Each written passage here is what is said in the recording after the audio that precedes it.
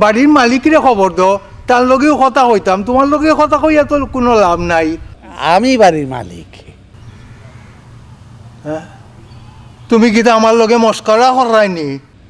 ঠাট্টা করবো কোন কারণে? আপনি কি আমার সালানা সম্বন্ধে যে ঠাট্টা তামাশা করব?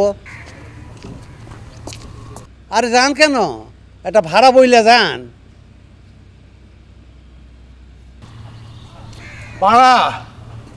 ও পুরা বাড়ির ভাড়া 15 টাকা মাসে। বিদ্যুৎ, গ্যাস, পানি সকলটা ফ্রি।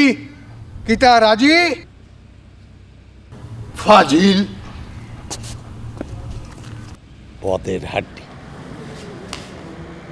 এই যে আপনি দুনিয়ার লোক বাড়ির মধ্যে হান্দায় দিতেছেন, কেউ গান করে, কেউ বাবুর্চি, এইটা তো ঠিক না। ঠিক না কেন? এতে বাড়ির ক্ষতি হয়, টাইলস ক্ষয় হয়ে যায়, আমারও ডিস্টার্ব হয়। এই বাড়ি আমার। শোনো মোবারক, স্যার যে তোমাকে এই বাড়ি দানপত্র করে দিয়েছেন সেটা আমি জানি, কিন্তু স্যার তোমার উপর কোনো কারণে বিরক্ত হলে এই দানপত্র যে বাতিল হতে পারে সেটা কি তুমি জানো? এইটা তো জানি না। সাইনবোর্ড লাগিয়েছো, ভাড়াটে আনছো, এসব কি? স্যার যতদিন বেঁচে আছেন এই বাড়িটা তার। তোমার চেষ্টা হবে স্যারকে সবসময় খুশি রাখা। আমি কেমনে খুশি রাখবো? আমি তো সে সুযোগই পাই না, আপনার কারণে সেই সুযোগ পাই না।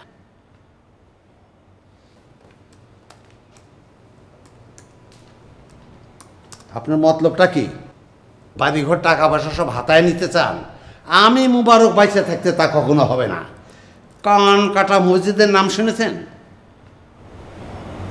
না। জিগাতলার এক সন্ত্রাসী 3-4টা খুন এর মধ্যে করেছে। পুলিশের ওসি তারে দেখলে সালাম ঠুকে, তোয়াজ করে।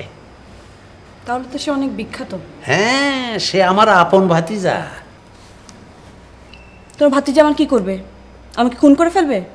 যাও গিয়ে খবর দিয়ে আসো। আর যাওয়ার আগে সাইনবোর্ড, বাড়ি ভাড়া সাইনবোর্ড কি কি আছে না, এগুলো সব খুলে ফেলো এখন। যাও। চোখ গরম করে কথা কইন না, বুঝলেন? চোখ গরম করে কথা কবেন না। আমি আমার বাইস্তের কাছে যাইতেছি। তার নামটা শুধু ইয়াদ রাখেন, কান কাটা মজিদ। ওই বেটা, ওই তুই কি লক হয়ে গেছিস? হ্যাঁ, কি খাইছস? কালকে কইছি তোর, আজকে এই জিনিসটা মনে নাই? মনে থাকে না কেন?